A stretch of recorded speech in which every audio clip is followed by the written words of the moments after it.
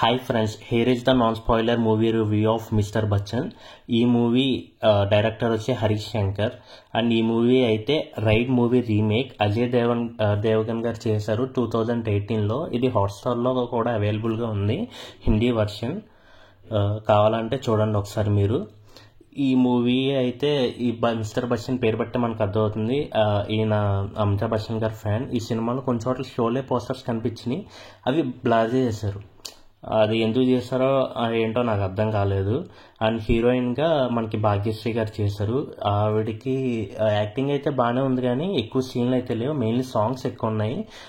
వచ్చిన ప్రతిసారి సాంగ్స్ ఉన్నాయి. హీరోగా రవితేజ గారు బాగానే చేశారు, యాక్టింగ్ అయితే బాగుంది. డైరెక్టర్ ఏం చెప్పారో అది చేశారు అనిపించింది.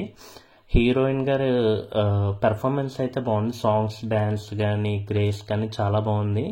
ఇదే ఈవిడ ఫస్ట్ సినిమా, చాలా బాగుంది. కానీ సాంగ్స్లో మొత్తం నడుమే చూపించారు, అసలు మొహం కూడా చూపించట్లేదు. అది కొంచెం ఎందుకో అలా చేశారు, అర్థం కాలేదు. ఓవరాల్గా సినిమా అయితే అంతేం లేదు, సేమ్ రొటీన్ స్టోరీ ఉంటుంది. సినిమా ఏమో 80sలో జరుగుద్ది, సాంగ్స్ ఏమో మన లేటెస్ట్ సాంగ్స్ లాగా ఉంటాయి.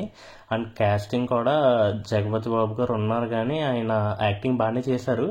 కానీ స్టోరీ అంతేం లేదు, సో అంత ఇన్నోవేటివ్గా అయితే ఏం అనిపించదు.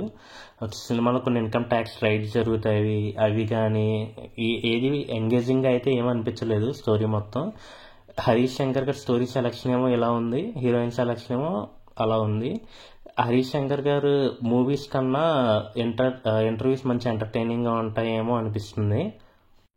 ఈ సినిమా రిపీటెడ్ ఆడియన్స్ వస్తారని చెప్పారు, ఇంకా చాలా చెప్పారు, కానీ సినిమా అయితే అంతేం లేదు.